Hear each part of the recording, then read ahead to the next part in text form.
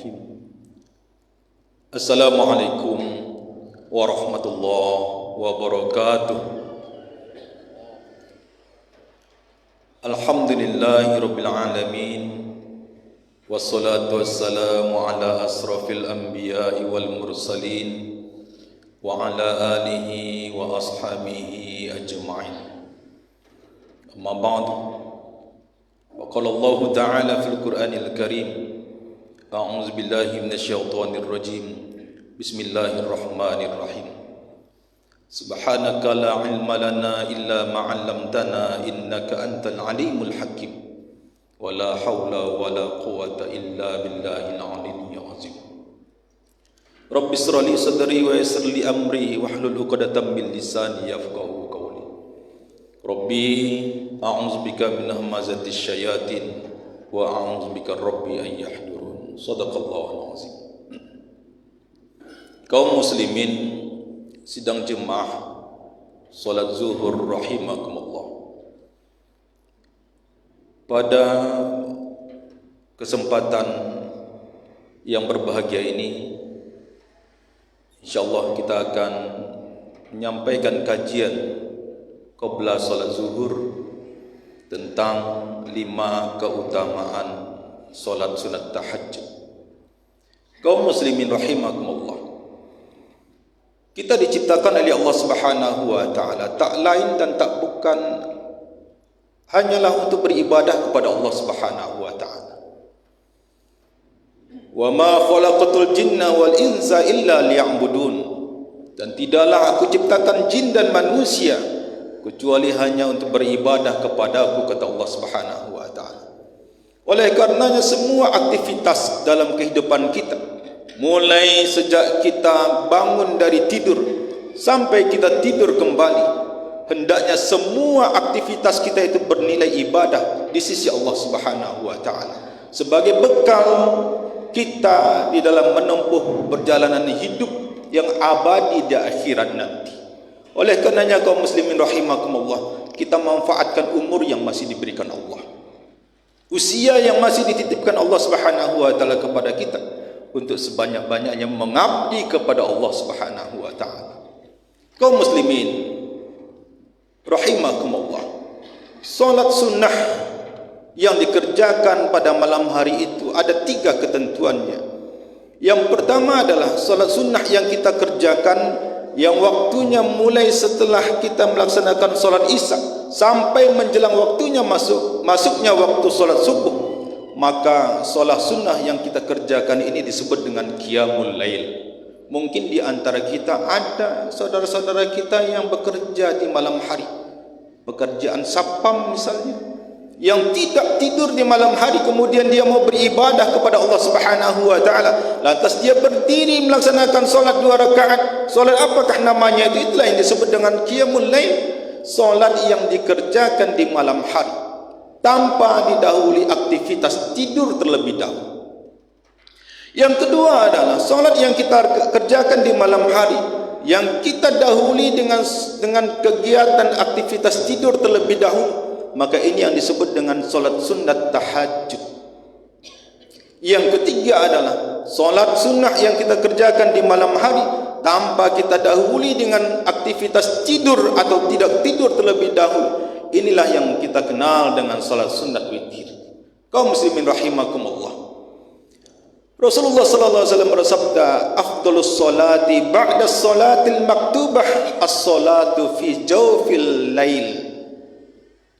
Salat seafdal-afdal salat, kata Rasulullah, setelah salat fardu adalah salat yang dikerjakan pada waktu sepertiga malam. Nah, bagaimana kita menghitung waktu sepertiga malam itu? Syekh Ali Jum'ah, seorang pakar usul fikih, ulama besar dari Kairo, Mesir, beliau mengajarkan kepada kita bagaimana cara menghitung waktu sepertiga malam, waktu yang afdal ketika kita mengerjakan salat sunnah, beribadah kepada Allah Subhanahu wa taala. Jika pada hari ini salat maghrib masuk pada pukul 6 dan kemudian subuh masuk pada pukul 5 pagi, maka ada 11 jam antara 6 pukul 6 sore ke pukul 5 pagi. Kata Syekh Ali Jumat, waktu itu dibagi 3, maka lebih kurang sekitar pukul 1:30 atau jam setengah 2 dini hari. Itulah waktu afdol, waktu sepertiga malam yang terbaik kita menghadap, berdiri, mengerjakan salat, beribadah kepada Allah Subhanahu wa taala. Kata Hasan Al-Basri rahimahullah mengatakan, seseorang apabila telah melakukan dosa, maka akan berat baginya terasa melaksanakan salat sunat tahajud itu. Ibnu Taimiyah mengatakan dalam Majmu' Fatawa, maka seorang hamba pada waktu sepertiga malam tersebut itulah waktu yang terbaik, karena waktu itu keadaan hati seorang hamba sedang fokus, dekat dan lembut kepada Allah Subhanahu wa taala, di mana kata Ibnu Taimiyah, keadaan ini tidak kita jumpai pada waktu-waktu yang lain.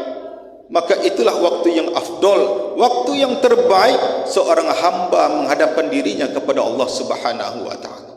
Kaum muslimin rahimakumullah, seseorang yang melaksanakan salat sunat tahajud termasuk dari salah satu ciri hamba Allah.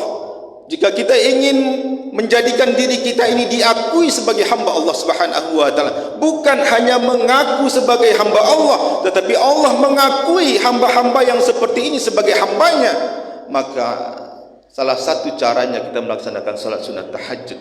Ini Allah terangkan di dalam surah Al-Quran. Di dalam Al-Quran surah Al-Furqan ayat 64. Walladzina yabituna li rabbihim sujjadan wa qiyama. Dan orang-orang yang melalui malam dengan bersujud dan berdiri kepada Rabb mereka. Kaum muslimin rahimakumullah, sebelum kita melaksanakan salat sunat tahajud, maka lakukanlah pemanasan salat terlebih dahulu. Kerjakanlah 2 rakaat salat sunat wudu. Karena Rasulullah SAW pernah bersabda kepada sahabat yang bernama Bilal bin Rabah.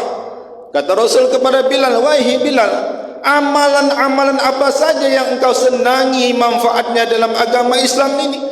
Karena aku mendengar suara terompamu berada di dalam surga. Kata Rasulullah SAW. Lantas kata Bilal bin Rabah, ya Rasulullah, tidak ada amalan spesial yang aku kerjakan, tetapi setelah mengambil wuduk dengan sempurna, maka aku melaksanakan solat sunat 2 rakaat. Ini adalah amalan yang tidak pernah dilakukan oleh Nabi, tetapi dikerjakan oleh Bilal bin Rabah, dan amalan ini kemudian diakui oleh Rasulullah SAW. Jika kita mendefinisikan perbuatan bid'ah itu adalah sesuatu yang tidak pernah dilakukan oleh Nabi, maka apa yang dilakukan oleh Bilal bin Rabah itu adalah bid'ah.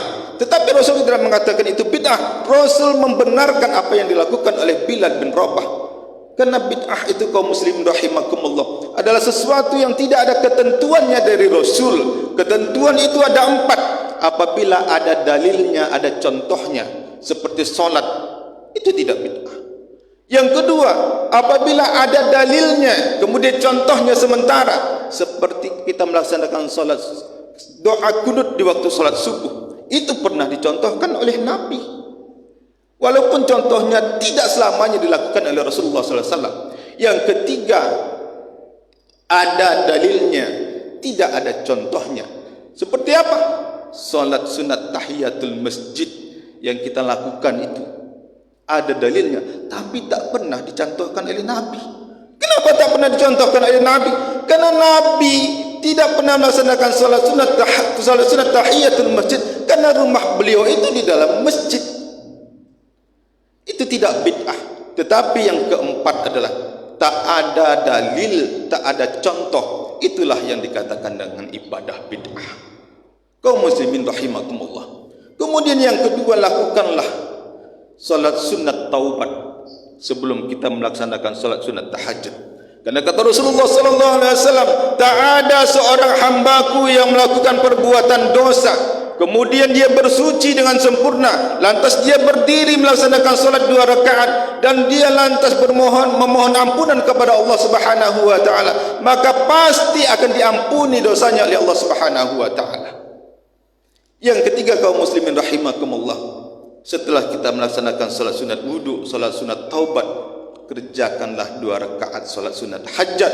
Semua keinginan yang kita inginkan, berharap hanya Allah Subhanahu wa taala yang bisa mengabulkan, maka di sanalah permintaan kita. Memintalah kepada Allah Subhanahu wa taala. Apabila meminta kepada manusia, kemampuannya terbatas. Allah lah yang memiliki semuanya, maka bermohonlah kepada Allah Subhanahu wa taala. Kata Al-Imam Hambali, beliau memiliki seorang anak yang bernama Abdullah. Kata anaknya ini, anak Imam Hambali ini, ayahku sehari semalam melaksanakan solat tak kurang dari 300 rakaat. Tentu yang kita pahami dari apa yang disampaikan oleh anak Imam Hambali ini adalah solat sunat hajat yang tidak diikat waktunya yang dikerjakan oleh Imam Al-Hambali. Wajar dan pantas beliau menjadi seorang ulama besar. Kaum muslimin rahimakumullah. Maka pada kesempatan ini barangkali kita menyampaikan ada beberapa keutamaan bagi orang yang melaksanakan salat sunat tahajud. Yang pertama adalah hamba tersebut akan didekatkan dirinya kepada Allah Subhanahu wa taala.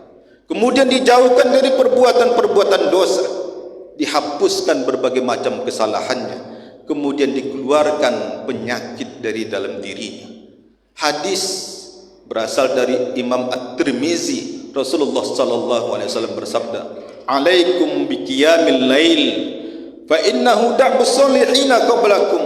Hendaklah kalian membiasakan mengerjakan salat sunat malam, karena sesungguhnya salat sunat malam itu adalah kebiasaan orang-orang soleh. Da'bus di sini maknanya adalah adatuhum wa sya'nuhum, sebuah kebiasaan dan sesuatu yang sangat diperhatikan. Itulah amalan yang dikerjakan oleh orang-orang soleh sebelum kita. Orang-orang soleh yang keyakinannya kepada Allah Subhanahu wa taala luar biasa. Mereka yakin akan hadis yang disampaikan oleh Rasulullah sallallahu alaihi wasallam dan mereka amalkan apa yang disampaikan oleh Rasulullah sallallahu alaihi wasallam. Kaum muslimin rahimakumullah. Rasulullah sallallahu alaihi wasallam melanjutkan, "Fa inna qiyamal lail", sesungguhnya salat malam itu qurbatun ilallah, akan mendekatkan diri kita kepada Allah Subhanahu wa taala. Wa manhatun 'anil ismi, dan menjauhkan diri kita dari perbuatan dosa. Kan lebih baik kita berharap kepada Allah, kita ini tidak ditempatkan oleh Allah Subhanahu wa taala pada tempat di mana kita bisa melakukan dosa. Kenapa? Karena iman kita kaum muslimin rahimakumullah, terkadang iman kita itu kuat, terkadang iman kita itu lemah. Mana tahu saat iman kita lemah, kita dihadapkan dengan berbagai macam perbuatan dosa. Lebih baiklah kita memohon kepada Allah, "Ya Allah, jauhkanlah hamba dari segala perbuatan-perbuatan dosa, ya Allah." Salah satu amalan yang dapat menjauhkan kita dari perbuatan dosa itu adalah kita melaksanakan salat sunat tahajud. Wa takfirun lisayyi'at, dan menghapuskan kesalahan-kesalahan kita. Tak ada manusia yang tak bersalah, tak ada manusia yang tak berdosa. Sebaik-baik manusia adalah orang yang bersalah kemudian dia memohon ampunan, bertobat kepada Allah Subhanahu wa taala atas segala kesalahannya. Setiap anak Adam itu bersalah, dan sebaik-baik orang yang bersalah itu adalah orang yang bertobat kepada Allah Subhanahu wa taala. Yang terakhir kaum muslimin, wa matradatun lidda'i anil jasad, orang yang melaksanakan salat sunat tahajud, Allah akan keluarkan berbagai macam penyakit dalam dirinya. Ada sebuah kisah seorang profesor Dr. Muhammad Soleh, seorang dosen dari Universitas Brawijaya. Beliau itu mengalami sakit kanker kulit. Beliau sudah berobat ke dokter, ke rumah sakit, kemana-mana beliau sudah berobat. Ternyata penyakit kanker kulitnya itu tak kunjung sembuh. Kemudian dia membuka Al-Quran, mempelajari Al-Quran. Dia dapati surah Al-Isra yang menjelaskan tentang salat sunat tahajud. Beliau amalkanlah, beliau terapi dengan melaksanakan salat sunat tahajud. Satu hari berganti minggu, berganti bulan, berganti tahun. Ternyata dengan izin Allah Subhanahu wa taala, penyakit kanker kulit beliau itu sembuh total. bahkan kulitnya lebih cerah daripada sebelum sembuh dari penyakit kanker kulit itu. Lantas beliau telitilah tentang terapi salat sunat tahajud ini. Itulah yang menyebabkan beliau meraih gelar doktor tersebut. Kaum muslimin rahimakumullah, tetangga jemaah kita juga ada yang bercerita, dia sudah diponis oleh dokter, oleh orang yang berkompeten, bahwa bapak, kalaupun bapak sembuh, bapak pasti akan mengalami kelumpuhan. Tetapi beliau lebih yakin kepada Allah Subhanahu wa taala.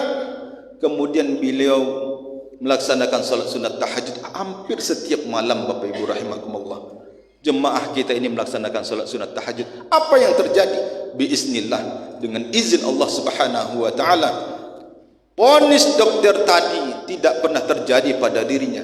Bahkan beliau sekarang dalam keadaan sehat, bisa solat ke berbagai masjid, masjid sini, masjid itu. Dia bisa mengendarai motor, mobil dengan kuat, dengan dalam keadaan sehat. Begitulah luar biasanya manfaat dari ibadah salat sunat tahajud yang dijanjikan oleh Allah Subhanahu wa taala. Orang-orang yang melaksanakan salat sunat tahajud ini akan dikeluarkan berbagai macam penyakit di dalam diri kita.